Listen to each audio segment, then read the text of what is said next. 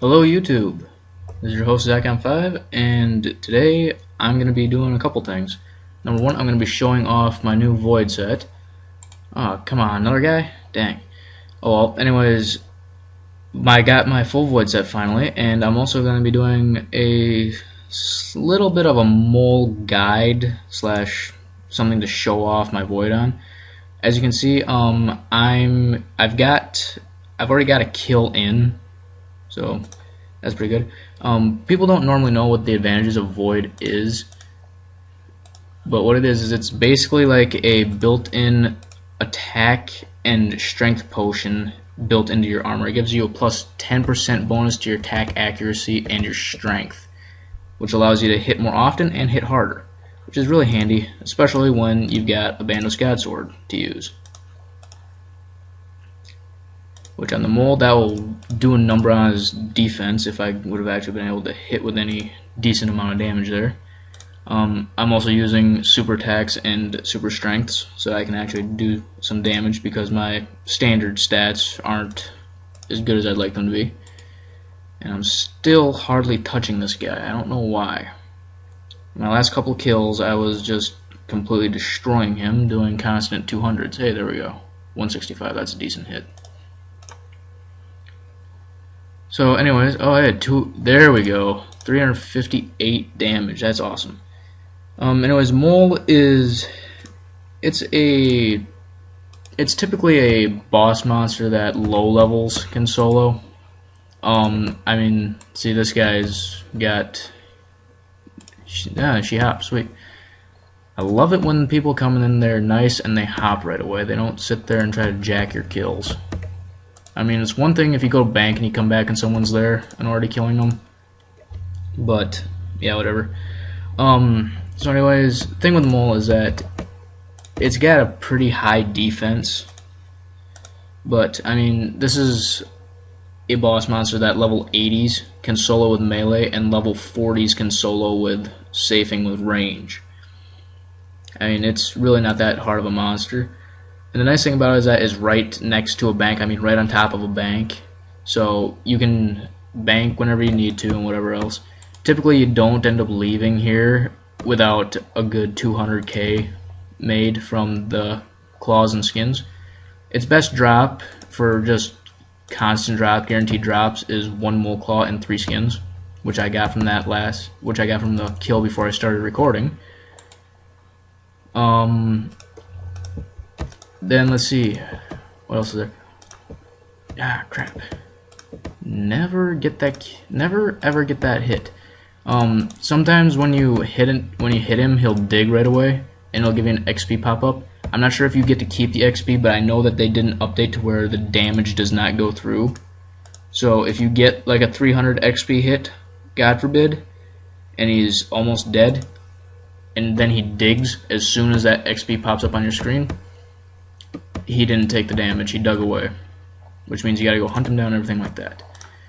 A common strategy for the Mole is to bring a summoning familiar like a terror bird or bull ant along.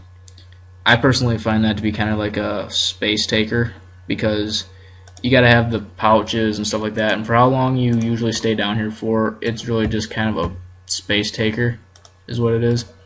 And there's really only several major spots that he spawns almost constantly. Every once in a while you get him to spawn in one oddball area, but it's usually still all around the same dang spot. I mean, there's really no fluctuation with where he spawns or anything like that.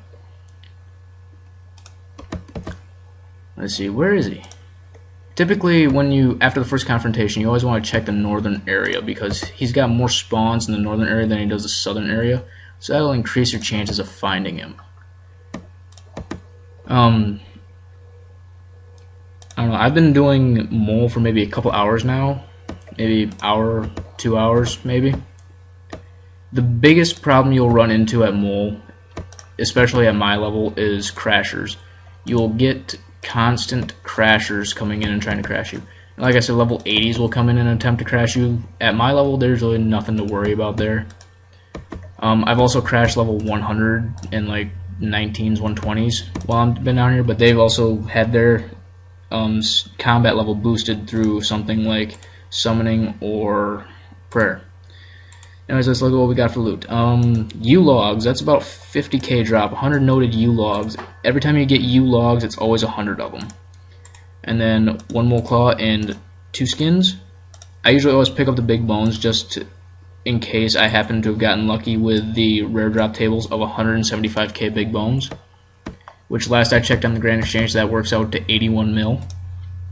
So I always pick up the big bones just to make sure, you know, just in case I happen to miss it or anything like that.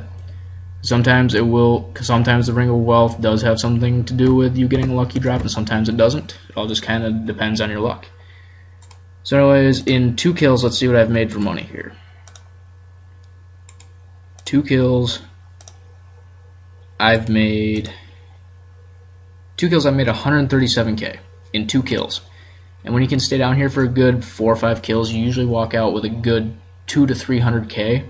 And if you get really lucky with a lot of U-logs, you can walk out of here with up to 500k a trip. He's also really good for charms. All night long, I've been making lots of Crimson Charms. I think I've gotten a good 50, 60 Crimson Charms just from doing this for a couple hours. He drops a lot of greens and golds, too. Every once in a while, you get lucky with a couple of blues. So he's pretty good for several things. A lot of people just trade the mole skins and claws in for the nests and hope they get lucky with some really expensive seeds. I usually just go sell them just for the simple fact that it's guaranteed cash and they're 11 and 12k a piece, which that's pretty good money. You know, it's not great, but it's not horrible either. It's pretty good. So anyways, that's pretty much me just showing off my void and doing a quick little mole guide. I honestly don't know what I'm going to do in the next video. I'm thinking maybe I'm just going to make a video about just doing pretty much just random training or something like that is what I'll probably do. I don't know. I'm thinking I might do a bandits training guide for several different ways to train at bandits. I might also, if I'm feeling up to it, I might also maybe do a little bit of a where to find certain monsters for Slayer guide. Like, you know, say you get blue dragons for Slayer, you don't know where to find blue dragons, maybe I'll go show where to get those for Slayer or something like that. It really all kind of depends on what I'm doing at the time and all that sort of stuff. If you happen to have any suggestions for a video, just post them in the comments and I'll see about maybe doing it. Anyways, I will see you all later. Bye.